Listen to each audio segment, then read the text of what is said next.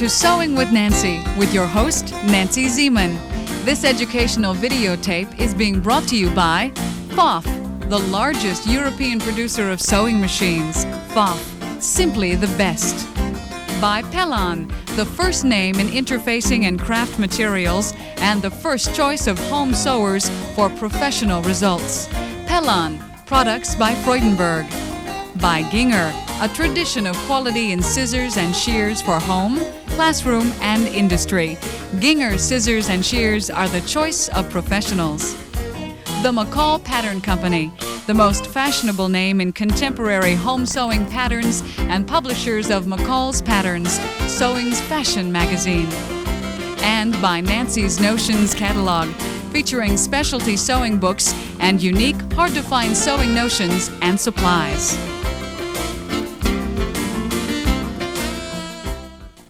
It's time for sewing and time for decorating on this series of Sewing with Nancy, entitled Decorating on the Double.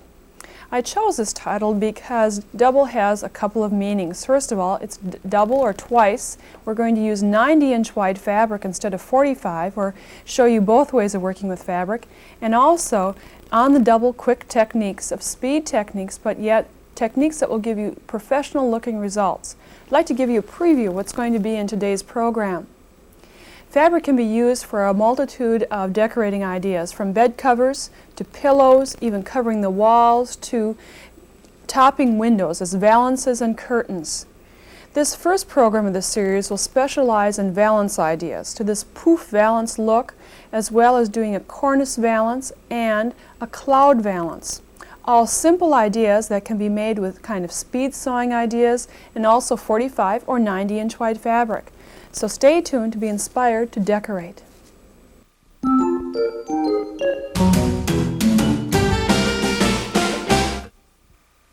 The first decorating idea is a pouf valance.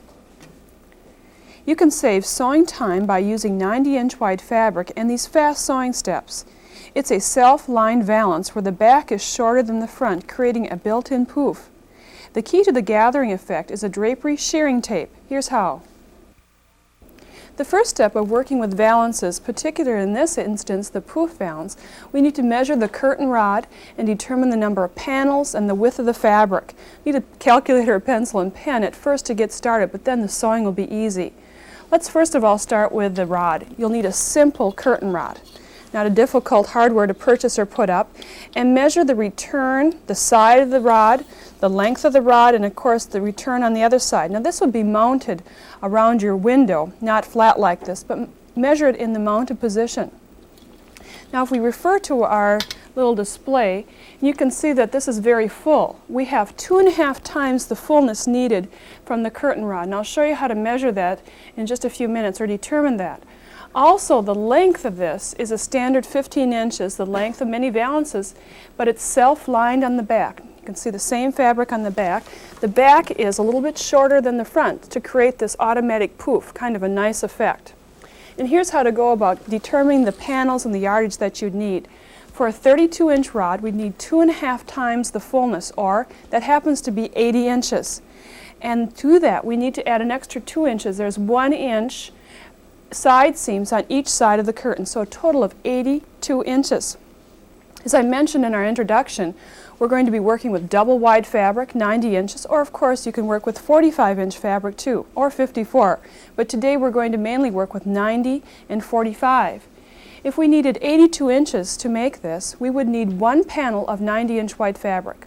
Or for 45-inch fabric, we'd need 2 panels to work with. Now for the length. I said it was 15 inches for the finished length, but because it's self-lined, we need a total of 35 inches. That includes the lining and the pouf part. So 1 panel of 90-inch wide fabric, 35 inches long, is almost a yard. If you're working with 45-inch fabric and you need 2 panels of 35, that's almost 2 yards. 70 inches is almost 2 yards, or is less than 2 yards.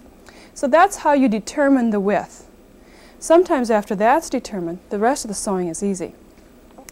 Here we have worked a little bit on this sample, and you can see at the side seams have pressed under 1 inch at the side and stitched, and this is done on each side. And then there's a press at the top and press at the bottom. First of all, the top. you're going to press under 10 inches at the top. And from the bottom, press up 5.5 inches. 10 inches and 5.5 inches. The casing for the rod, so that the rod can fit into a pocket, is the first stitch is 1 inch from the top, and then the second stitch is 2.5 inches from the top, so that there's a 1.5 inch width here, so that the curtain rod can fit into this area. So a rod pocket is stitched. Again, just straight stitching. Now to create that pouf, I'll show you the fun part. We're going to shorten the top layer. That 10 inches that I initially press under, I'm going to advance the 10 inches to overlap on the bottom layer so that it's covering it. Let me flip this to the side and you can see how this has been shortened. The next step is to work with shearing tape that you'll find in your drapery section of the fabric store. This is a 2-cord shearing tape, and rather than stitching it on gathered as I'm showing you here, you'd flatten this out and center it over the seam or the cut edge and stitch along the top and then stitch along the bottom. In this sample we have it already sewn. A short little sample, and we have the cords tied at one end and then they're loose on the other end, and we'll just gather it up. And this would be gathered to the finished size of the curtain rod. In our example, it would be gathered to 32 inches. And then tie these and tuck the cords inside. When you put this on the curtain rod, you'll have, just as our example shows, you'll have a pouf at the top and a little ruffle on the bottom, and all mounted to the window just with a curtain rod. It's certainly a decorating on the double great idea. Usually when you hear the word cornice, you think of a wooden cornice board. This hassle-free cornice valance doesn't require any carpentry work, just installing 2 simple curtain rods, and of course a little sewing know-how. Like before, this valance is a 15-inch finished length, and it is self-lined, and we're going to use some drapery tape to speed along our sewing process. I'd like you to measure the curtain rod and again multiply that by 2.5 times to get the fullness needed, and add 2 inches for the 1-inch seams on each side. So as before, we took the measurement including the returns times 2.5 inches plus the seams to determine the number of panels needed. Then for the length, we're going to have a 15-inch finished length, but to do this, because it's self-lined, we need a total of 31 inches. So do your math and determine the yardage needed, whether you're working with 45-inch fabric or 90-inch or 54. Of course, the wider the fabric, the less sewing of seams you'll have to do.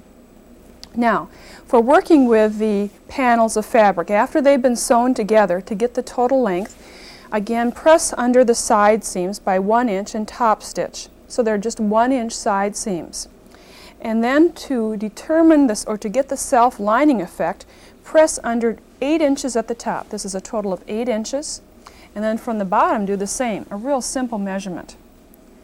This is great for beginner sewers or re-entry sewers, as we like to call those of us who haven't sewn for a while but like to do it again, because there's a lot of straight stitching. You can see this is a flat piece of fabric folded in half twice, and the ends are overlapping about by 1 inch.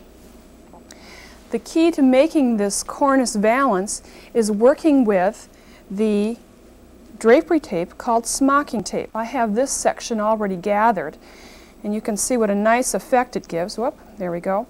But we're going to work with it flat first of all. And let's peel back to our other next panel where we've already stitched this smocking tape over, centering it over the raw edge. And then just straight stitching along the top and bottom edge. Not in the white solid part, but in the kind of meshed area. And this top stitching, of course, will show on the right side.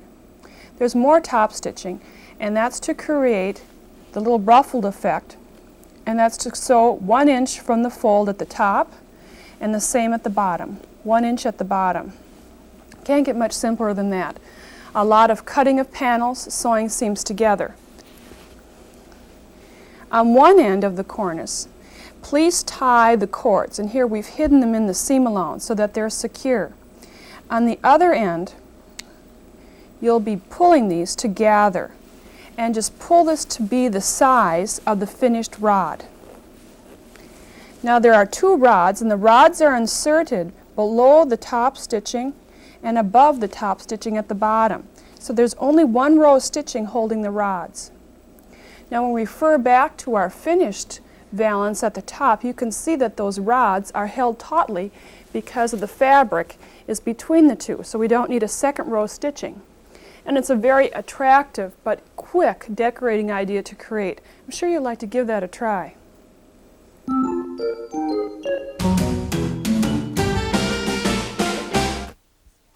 Here's a variation of the popular cloud shade. It's obviously a cloud valance. Make the swags tiered or even for this unique window topper. Like many of our decorating on the double directions, it's all straight sewing, with the addition of a special drapery tape called loop tape. I'd like to show you how to do it right now. When making a cloud valance, whether it's tiered or even as this one of the first decisions that you must make is how many clouds or swags you need. Obviously we have 3 here. And to determine this, you have to take the width of your window. In this instance, it's around 30 inches, and divide it between 9 and 15. I know that's a wide variance, but every swag usually comes between 9 and 15 inches. So you could have them closer together for more swags or further apart for less. In this instance, I usually like to look for an odd amount of swags. I think it's more appealing, but of course the decision is yours. An example of a 55-inch window, for example, a little bit wider than the one we've been working with today, if you divide it between 9 and 15, you could have anywhere between 4 and 6 swags. The decisive factor might mean this: the more numbers you have, the smaller the drape you'll have. The fewer swags, the greater the drape. So this is something you'll just have to play around with. It'll be a personal choice.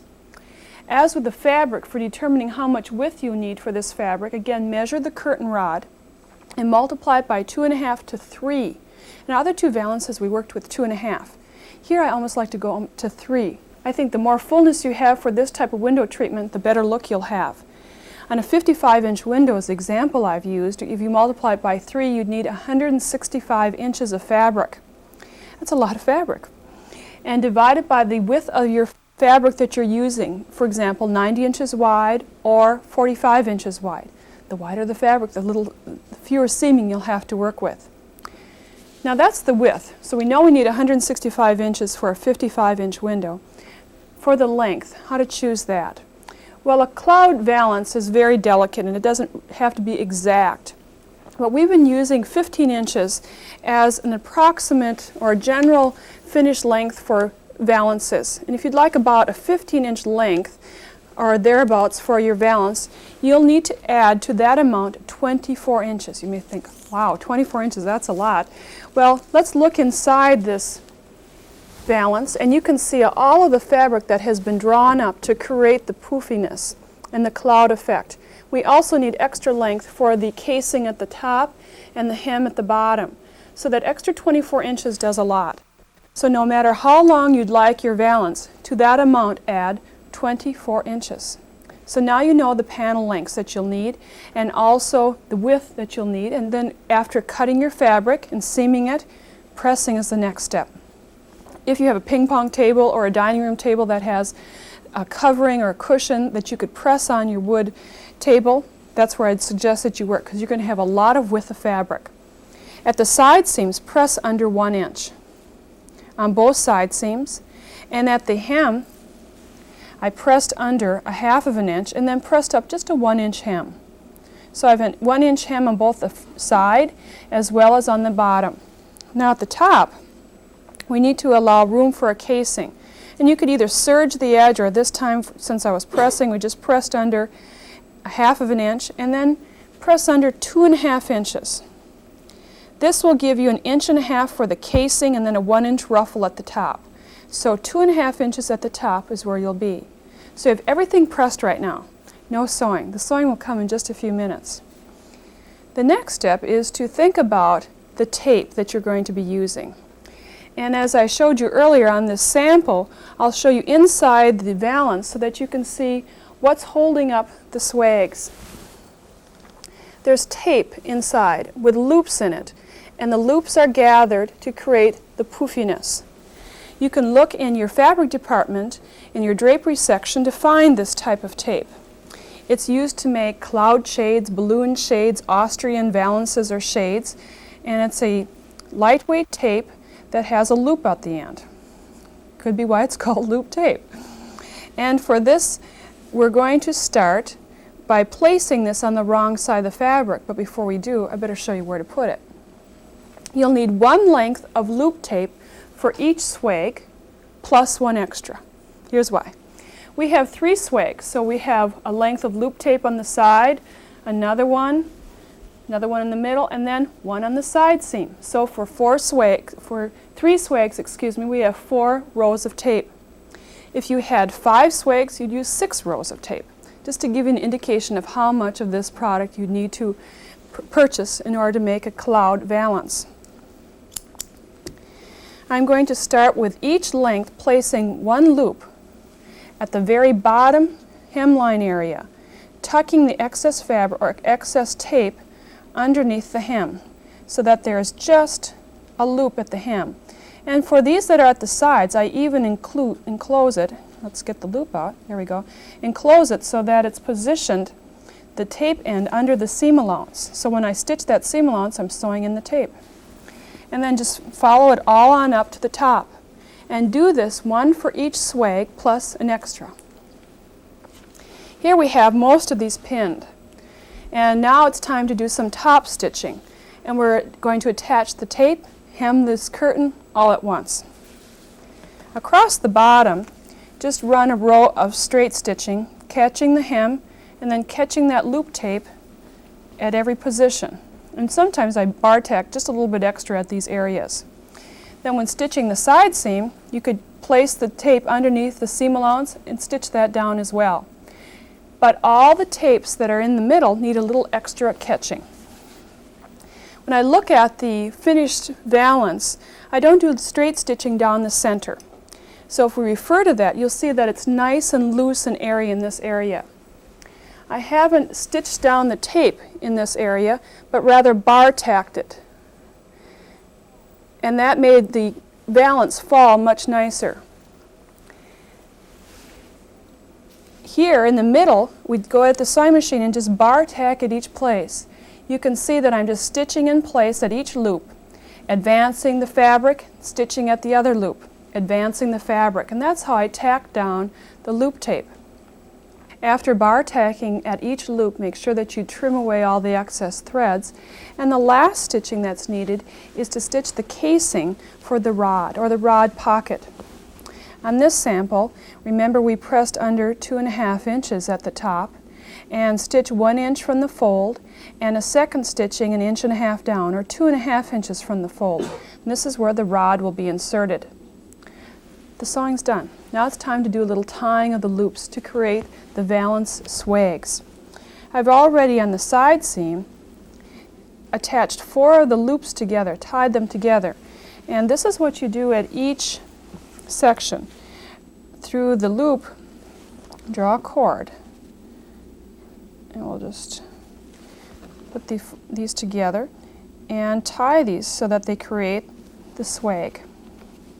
And this is how you get a cloud effect. It's so much easier making a cloud valance than a cloud shade, because then these don't have to work later on. They can just be stationary. And you tie these together. And I usually make sure I leave a length so that I can untie it if I'd like to launder this. But let me show you what it looks like from the front side. You can see how that cloud is starting to shape. Refer to our finished sample. Just put it on top of, or insert a rod. Tie all the loop tape sections, and presto, you have a cloud valance.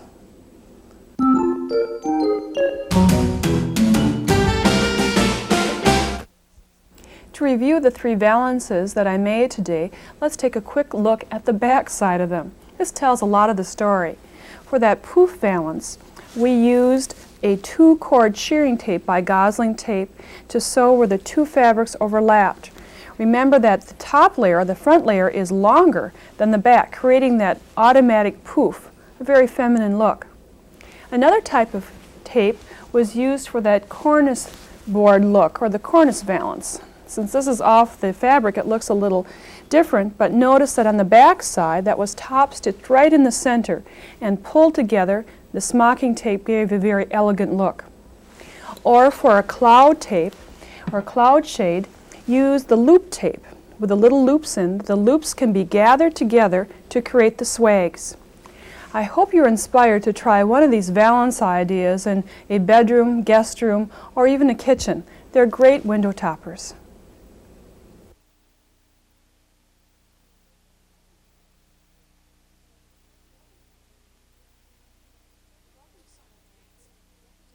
Welcome to Sewing with Nancy. This is my second program of this series, Decorating on the Double. Decorating on the double meaning double wide fabric, 90 inches wide, as well as double quick techniques, speed sewing techniques. And today we're going to work on techniques for bedroom accents. I recently had the opportunity of seeing 2 rooms decorated by the staff of the McCall Pattern Company, where they featured, first of all, the bedroom with a duvet or comforter for a coverlet and a dust ruffle, as well as covering a sofa or chair with fabric. It was a beautiful way to coordinate fabrics and ideas for a soft Victorian look. We're going to do many of these coverings today, both working with the duvet, the ruffle, and covering a chair. It's really quite simple. The key is wide fabric and a little sewing know-how. And I'd like to pass that on to you in just a few minutes.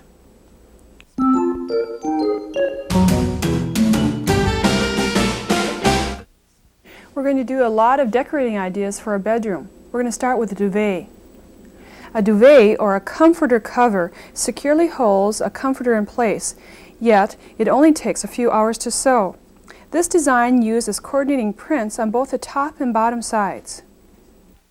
Making a duvet requires a lot of straight stitching. Just as in our preceding program we worked with valances and a lot of straight stitching, here again is a beginner and straight stitching sewer's delight. We'll be working with large pieces of fabric, large rectangles for the duvet, and I'm going to be showing you on mini scale. We have a finished queen size duvet in the back that I'll show you when I'm done. First of all, measure an existing comforter for speed. Use an existing quilt or comforter that you have and just cover it. Measure the size. For example, my double or queen size comforter was 90 by 108 inches. So I would make sure that my top layer was exactly that size, 90 by 108 inches. You may think, shouldn't we have seam allowances? Well, it's best to make it a little bit smaller than the comforter so that the comforter fills out the duvet or the cover. Now, keep in mind we're working with either 45 or 90 inch wide fabric. For 90 inch wide fabric, you'd have 1 panel of fabric. But this is to represent 45 inch wide fabric. You'd need 2 panels. Keep 1 panel whole and place it in the center. Here you can see our side seams indicating that the other panel was split down the length of it and sewn to each side of the other panel. So we have 2 seams here. So the whole panel is kept in the middle, and the other panel split down the length and sewn. So we have 2 seams. It's almost divided into thirds. Now the back would also be cut to the same width as the top, but a little bit longer. Please cut the back panel 1.5 inches longer than needed. This will allow you for a seam to place a zipper into place. So in this instance it would be 90 inches by 109.5.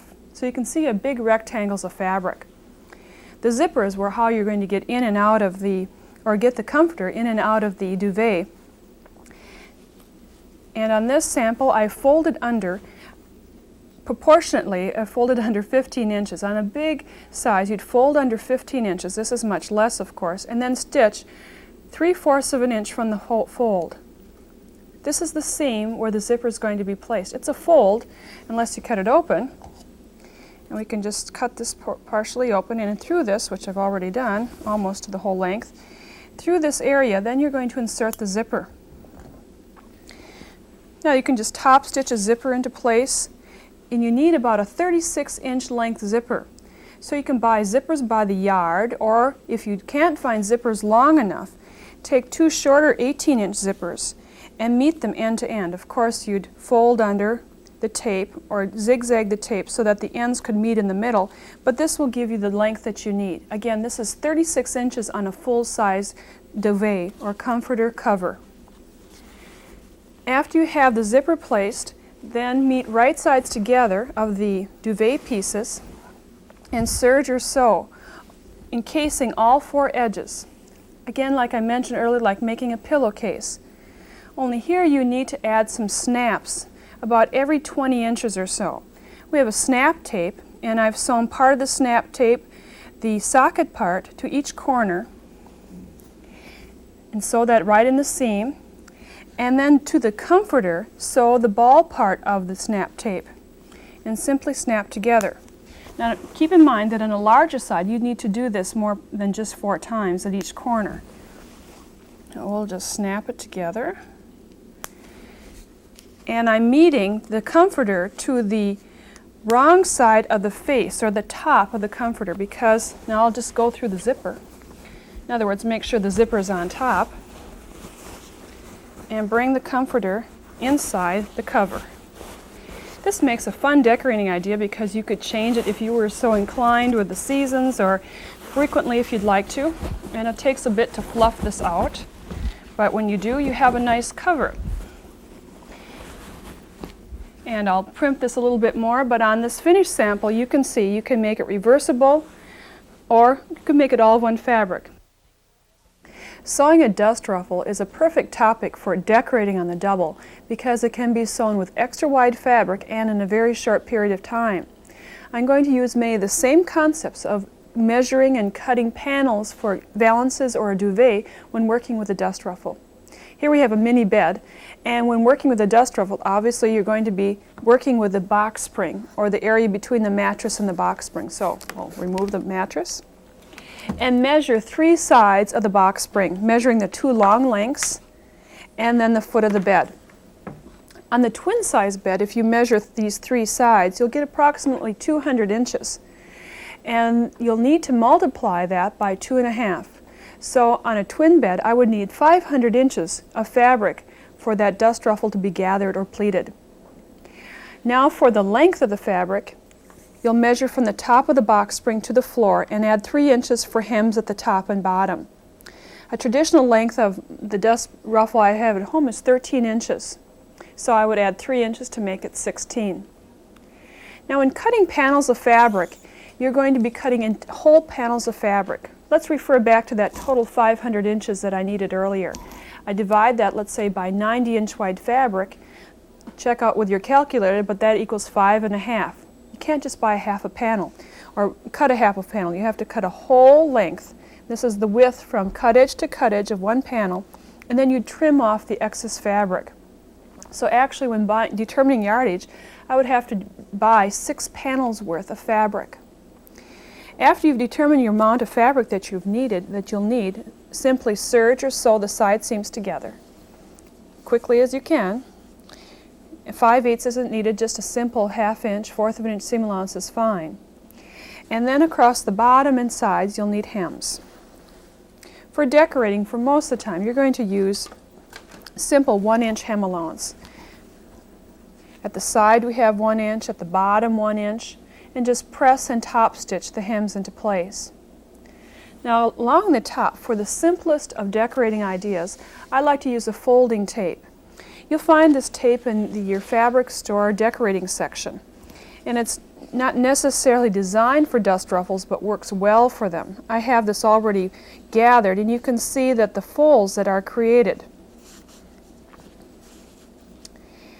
Now with this tape you're going to sew it to the wrong side of the fabric at the top, stitching along the top edge and the lower edge, being careful not to stitch or catch these cords in the stitching. Now again, you'll have a large length of fabric, and at one end tie the cords together. Simply tie them and then pull the cords together. This is a fast way of gathering, and it's already pleated for you very nicely.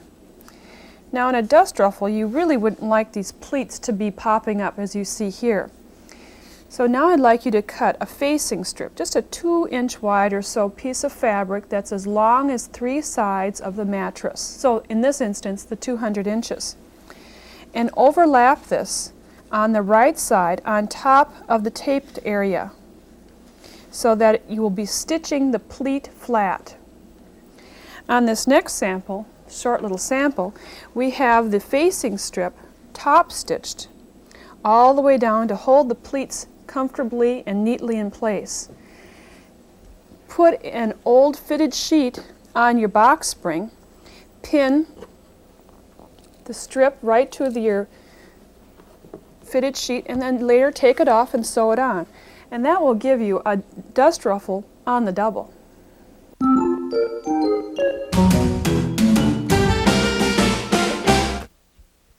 Now to cover a sofa or chair with fabric. You may think, well, I'm not really into upholstery. Well, this cover is a combination of draping, wrapping fabric, and sewing. It's a perfect way to cover a bedroom or casually used chair or sofa.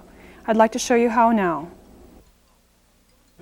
How many of you at home have a wonderful green chair or avocado green or gold that is just kind of hiding someplace in the basement or a rec room and you wish you could cover it? Well, you can cover it with fabric very simply, and I'll give you the techniques right now. It needs to be a chair that has unattached cushions, floating cushions. Take out the cushions and we'll start measuring the chair. I wish I had a before and after photo to show you this chair because it really will change the looks of it. We're first going to measure a couple of main body pieces for the chair, measuring from the base of the chair over the arm, and then if you have a deeper part of the chair, measuring at its deepest point across the seat, and then measuring again from the other arm of the chair to the floor. And make sure that that tape measure slips right down into the corner area so that you'll have plenty of fabric. Now if this fabric or this measurement is 90 inches or less and you are working with 90-inch wide fabric, you only need to use one big rectangle of fabric, because the next measurement is to measure from the base and the back, across the back to the front. And I'll start just to measure this for you. And there you could get the size of your rectangle, just keeping measuring. Here you can see our sofa, and it is without the cushions, and how one piece of fabric was draped across the body of it, making it very easy to work with. The chair that I'm working with, and it has 54-inch fabric, so I'll need to cut this into sections. I have 2 of the sections already placed. One main body piece covering the seat and the back to the floor, and then 2 pieces going over the arm. I'll show you how to do this in just a minute, but first I want to finish cutting the main pieces, and that will be for the cushions. Covering the cushions is like wrapping a present. You'll have to have enough fabric to go all the way around the cushion, just like you would tissue paper or wrapping paper to go around a gift box. This is obviously has a large print to it, and from the right side I've already determined that I'd like this large floral motif to be at the center of the cushion back. So if you're working with a print such as this, make sure that you allow additional fabric. The key to this is not a lot of stitching, but a lot of pinning. Safety pins. We're going to wrap this very smoothly with making the fabric taut, and then get large safety pins like a size 2 or 3. Many times you'll find these in the quilting section of your fabric store. They're that large of a safety pin. Now I mentioned earlier, this is a great type of covering idea for a casually used sofa or chair. This is something that you're not going to put in the rec room with 8- and 5-year-olds bouncing up and down the furniture. This is for kind of bedroom furniture, maybe patio furniture, something that isn't used extensively. And then wrap the ends, bringing the fabric around. Now this may take just a little bit more time than I'm taking right now to wrap the square corners. The underneath side isn't going to show, so you don't have to worry about this. Just make sure that your corners are the way you'd like them. And then pin. Now if you couldn't find fabric that you wanted to use, you could also use designer sheets. That's a nice option as well. So pretty soon I'll have my cushion covered.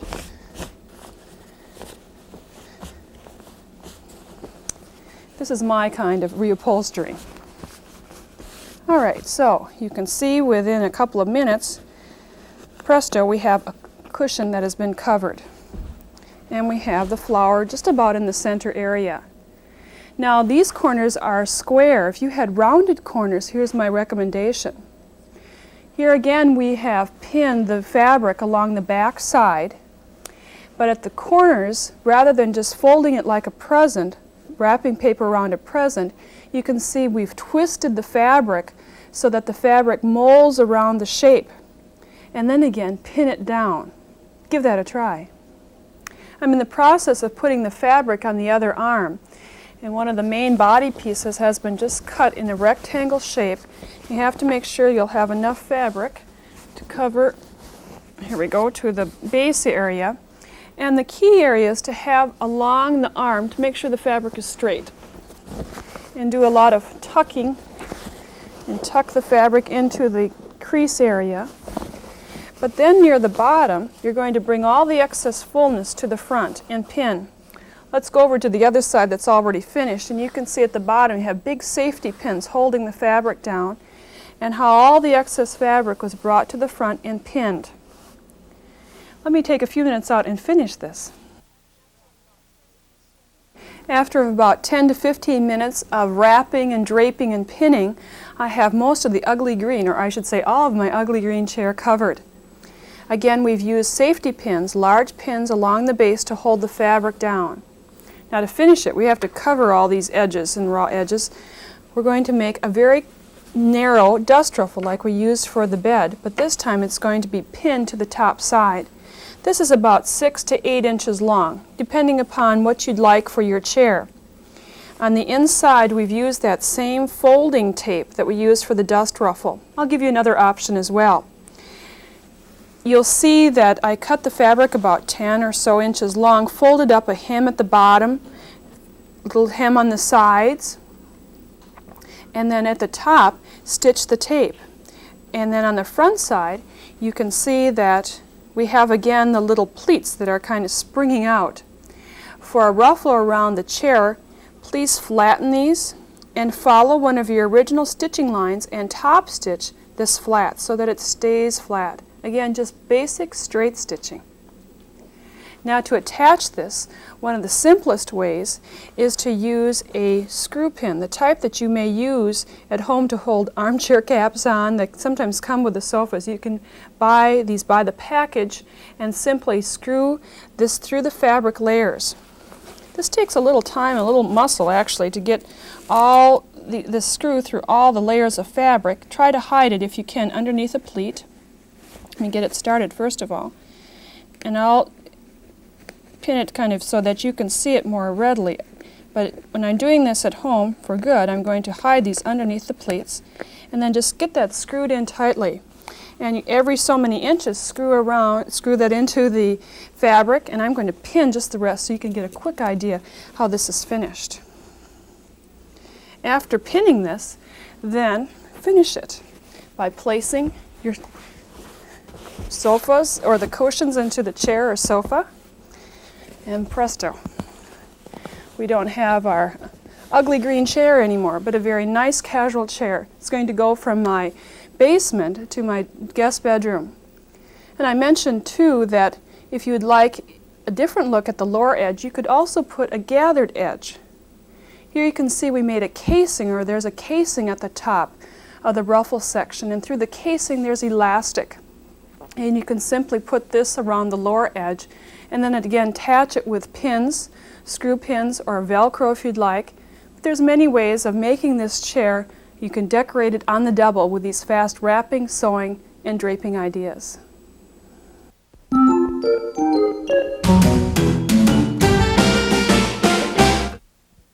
In today's program, used a lot of straight stitching and stitching on tape for the dust ruffle and for the ruffle around the chair. I use the gosling tape called the folding tape. Many times this is used for curtains, but it worked very effectively for the double ruff or for the ruffles. It has 2 draw cords, and you just stitch it to the top.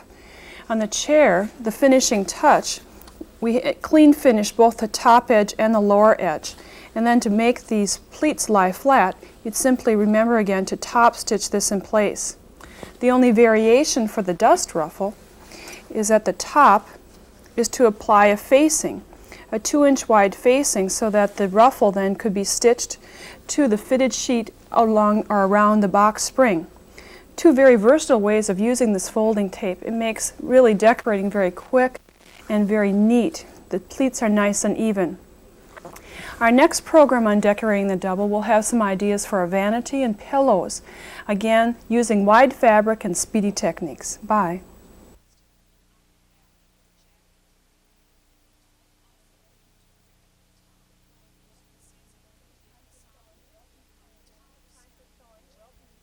It's time for sewing. Welcome to Sewing with Nancy, and today we're going to be decorating. Our third program on decorating on the double.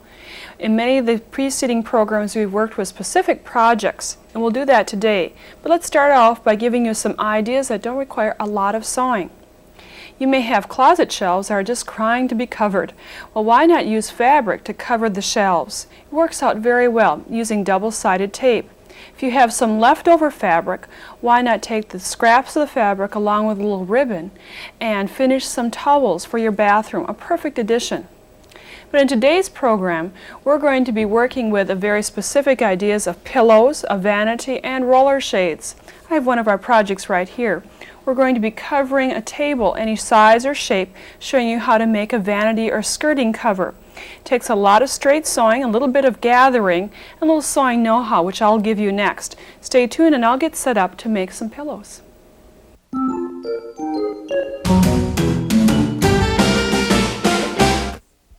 I'd like to start off with a neckroll pillow that can be made in minutes. This quick throw pillow with a neckroll shape is made from small rectangles of fabric and decorating tape. Like many of our decorating on a double sewing ideas, the sewing time for this neckroll pillow is really cut to a minimum. Let's start off by taking a close-up look of the pillow, and I'll point out some of the details that we're going to cover. We're going to actually start with a large rectangle of fabric and do a lot of straight stitching to sew in the ruffle shape, as well as the casing in the middle that's drawn together with ribbon. Down the center of the pillow is a smocking tape, but applied obviously to the wrong side to give this nice ruffled look. This is the same type of decorator tape that I used earlier in this series when making valances. So here's how to go about making this pillow. The rectangle of fabric is 45 inches wide, the width of many fabrics. If you're using 90-inch wide fabric, simply cut it in half. And the length of the fabric is 28 inches, so 45 by 28. And I have done a lot of pre-pressing on this to save some time for stitching and to ensure accuracy. Along the long edges, you're going to do the same two types of pressing. Pressing under at the top, 1 inch at the top. This will be the casing for the ribbon. And then after pressing under 1 inch, fold under 5 inches. 5 inches from the folded edge to the folded edge. The same two pressings are done along the lower edge. 1 inch for the casing, and then folding up 5 inches for the ruffled area. I have one more pressing to do, and that's the center. Now the center press is more of a marking because this will be the placement for the decorator tape. You can either finger press or press with an iron to get the center of the fabric. So 5 quick pressings or pre-pressings will save some time later on. The first row of stitching is going to be apply the smocking tape, and this is a much smaller sample. But down the center press is where you're going to place the smocking tape, centering the tape over the pressing mark. You can lightly see that pressing mark, placing the tape over the mark, and then top stitching along each edge, sewing the tape in place. After stitching the tape down, then you can sew the side seams. You'll have to kind of unpress, not unpress, but unfold the pressing areas and sew this long seam. Here's one precaution though, stopping and starting the seam about 5/8 of an inch from the cut edge, not sewing down these cut edges. The reason for that is that this will allow for the opening for the ribbon. It will be the opening for the casing. So start at 5/8 at one end and end 5/8 over the edge from the other, not sewing down to the very cut edges. I'll show you that already on the next sample, how that's been made. Again, if you'd like to straight stitch, this is perfect. because after sewing the first long seam, or sewing the side seam, then top stitch under that first 1-inch press. And here you can see the opening where later on the ribbon can be drawn through this casing. After top stitching that 1 inch under, then fold it again at that 5-inch pre-press mark. And to get the ruffled edge, stitch 2 inches from the fold. This is a 2-inch measurement, stitching all the way around. And in the booklet that accompanies this series, we'll give you all these exact directions. Do the same 2 markings at the other end, or top stitchings, I should say. Now before turning this right side out, gather the tape that's in the middle, gathering it to about 14 inches, or the circumference of your neck roll. And just keep gathering this, and tie it in a knot until it's the right size. And when you turn this right side out, you'll have the look as we have on this pillow. We've inserted through the middle opening a roll. And if you do not have a neck roll pillow form at home, you can just use some batting, rolling it until it gets to a 5-inch diameter, inserting it into the roll, gathering up the ribbon, and presto, a fun decorating idea. How many of you have a small table tucked away in the attic or hidden in a corner? Turn that table into an attractive vanity or end table, perfect for your guest room or bedroom. The underneath table doesn't have to be a family heirloom. You can use an inexpensive table and legs, and that can be decorated equally with great style. Here's how. Let's take a closer look at our smaller sample vanity table, the skirting. There are 3 main pieces to the skirting. The top fabric, which covers the top area obviously, and seamed to that top main piece is a 3-inch facing. And the 3-inch facing is kind of a connector piece that connects the top of the table and the ruffle. The ruffle is attached to this facing. Gives it a nice drape. Now to measure the table, to determine how much fabric you need to buy, let's just take off our skirting and measure around the circumference of the top. Just measure around, and the rectangle size will be 2.5 times the total circumference of the table, 2.5 times. Now for the table length, or for the skirting length, measuring from the tabletop to the hem, if you're going to sew this with a conventional sewing machine, cut the skirting the exact length of the table to the hem. If you're serging, cut it 2 inches shorter. I'll show you why in a minute. But the length to the hem, the same length for a conventional machine, or 2 inches shorter for the serger. Now to get the size of the tabletop, you can trace the size of the tabletop by flipping it over and tracing on some paper and adding about a 1/2-inch seam allowance all the way around for your size. So if you had a different shape rather than just a circle, you could copy the exact size. Let's take a closer look at the skirting to explain why, when working with that rectangle of fabric and serging, you need to shorten it by 2 inches. The top and the bottom are finished with a rolled edge stitch, and then are stitched to our facing piece. So that's why we're cutting it 2 inches smaller. The next step is to gather the ruffling area. I'll show you how. Zigzagging over clear elastic is one of my favorite ways of gathering. I've cut this elastic to the circumference of the tabletop, the exact size, and I've divided the elastic into quarters. Here you can see a ballpoint pen mark at one of the quarter marks. If you had a very large table, you may even like to divide it into 1/8. It may be easier to work with. Remembering the skirting is 2.5 times the circumference of the table. That will usually do it for medium to lightweight fabric. If you're concerned that it will not gather down to that size, you may want to do a test run first of all. Take 10 inches of elastic and see how much it can stretch out to, or to get your finished size. But I know that I'm going to end up with just about the right size by zigzagging over the elastic. I have the elastic pinned to the wrong side of the fabric, and notice that I have it about a 1/2 inch from the fold. And then simply stretch. Now this stuff will stretch to 3 times its length, so this will work out very well for this gathering idea. So just zigzag. And we've used this gathering technique for other types of sewing, not only just for home decorating, but it will work for garment construction as well. And it's just a fun way to gather. It takes all the guesswork out of it. after going all the way around the skirting, you'll find that this is what it will look like. Obviously, you'd work with matching thread, not contrasting thread, and then check to make sure that you have about the size of your tabletop, that it gathered down to the right size. Earlier we mentioned about that facing piece. And that facing piece obviously is a connector between the top of the vanity and the skirt. It's 3 inches wide, and here we have a line stitched 1 inch from the lower edge, or you can mark a line with a washable marking pen 1 inch from the lower edge so that you can butt or meet the ruffled edge next to that 1 inch mark, and simply top stitch with a straight stitch the ruffled edge to the facing piece.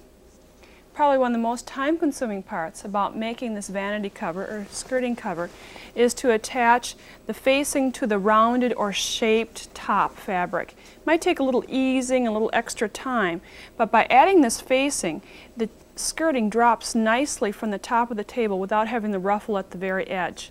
Give this a try. It's really quite fast.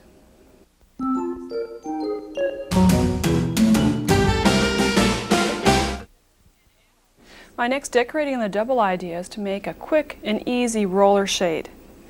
Earlier in this series we worked with the cloud valances. Now to top this off and to completely dress the window, we have coordinating fabric for the roller shade. This really is simple. It's a lot of pressing, just a little bit of sewing, and of course some measuring. We're going to be working with some roller shade fabric, and that's really the key, obviously, of making a shade. Look for the type of shade fabric. My favorite is to have kind of a rubberized white backing. And then on the other side you'll see fusible interfacing. It's rather heavy but not crisp.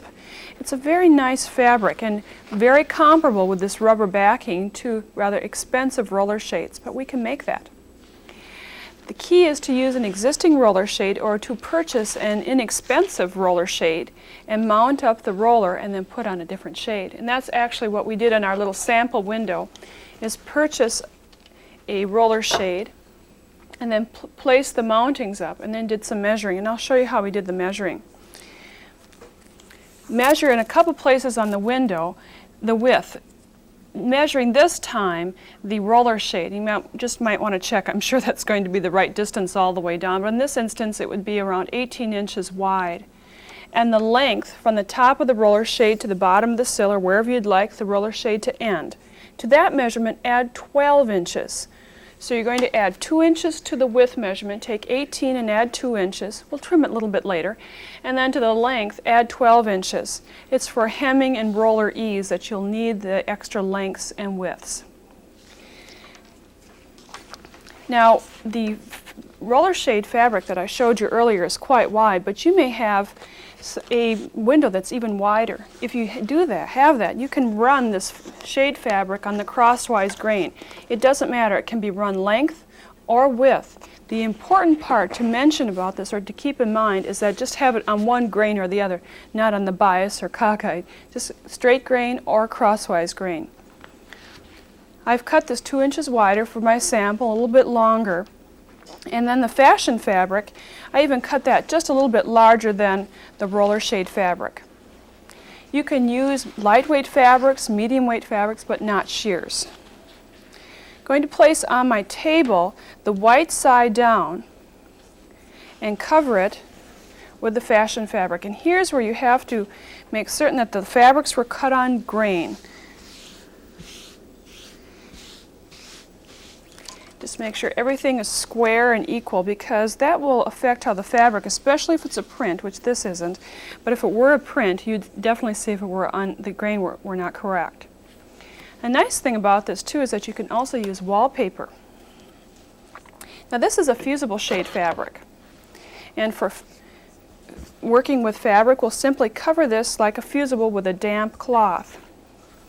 Now let me just review this one quick time. We have the white side of the shade fabric down, and then the right side of the fashion fabric facing you, covered with a damp cloth. Like fusing on interfacing, we're going to use many of the same techniques, and that is to have the iron set at the wool setting. We have a damp cloth, and on a test sample, please test first. Press 5 to 15 seconds. The lighter weight the fabric, the less amount of time you'll need. And notice that when I'm pressing, I'm kind of overlapping my previous pressed area so that I get a secure bond. And I'm pressing this on in a roll-like area, just creating a row of pressing. 5 to 10 seconds, and I'm doing about 5 seconds per area.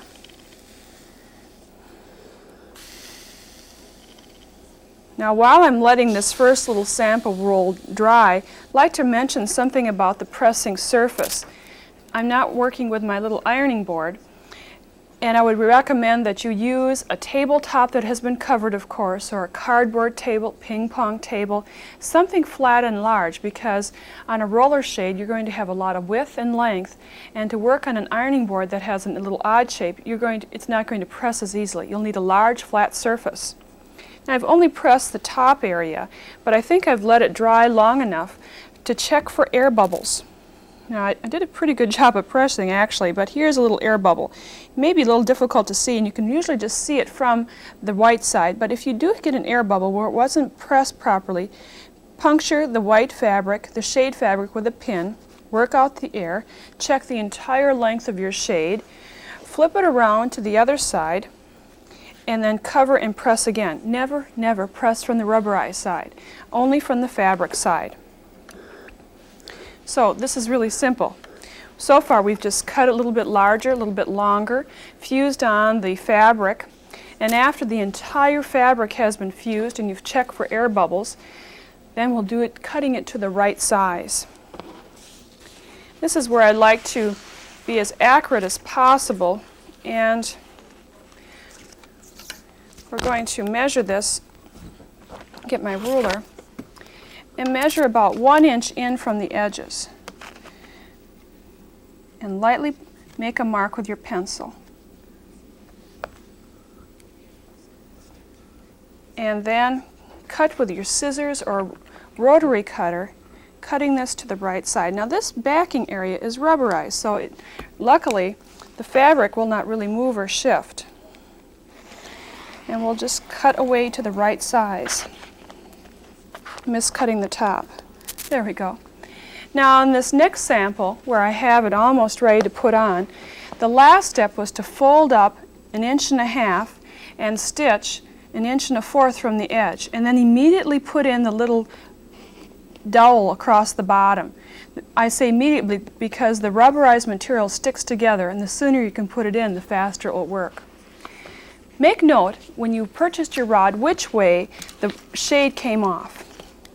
In other words, you can see how it's rolling off. Then either tape or staple the shade to the rod just as it came and install it or put it up. And within a matter of maybe an hour or two, you'll have a decorator shade.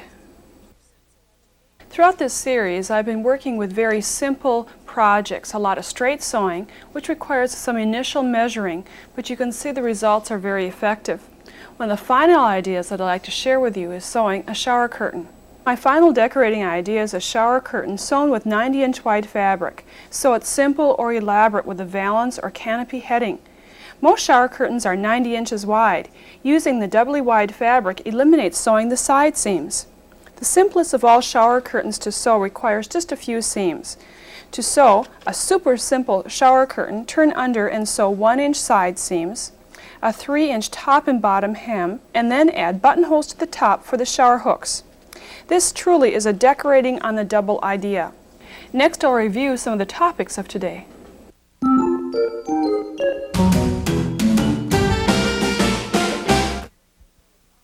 Let's review today's program by pointing out some of the products that we used. First of all, to work with the roller shade, we used a very specific type of material called Wonder Shade for the actual shade product. It has a rubberized backing, and the Wonder Shade has a fusible side, very comparable to the custom-made roller shades. It really is quite fun to make shades that coordinate with your wallpaper or fabric. Remember to use clear elastic when gathering. The elastic will stretch to 3 times its length so that you can gather quite a lot of fabric by just zigzagging over the elastic on the wrong side. The first project today was that neckroll pillow, and the key ingredient for getting the gathering or the smocking in the center was the smocking tape. The smocking tape can be found in the decorating section of your fabric store. Look for the gosling tapes that when they gather up, they give a nice smocking effect. I hope you've enjoyed our series on decorating on the double and will be inspired to make some changes in your home. This educational videotape has been brought to you in part by pouf, simply the best European line of sewing machines. By Pellon, quality products by Freudenberg. By Ginger, a tradition of quality in scissors and shears. The McCall Pattern Company, the most fashionable name in contemporary home sewing patterns. And by Nancy's Notion Sewing Catalog, featuring specialty sewing books and notions.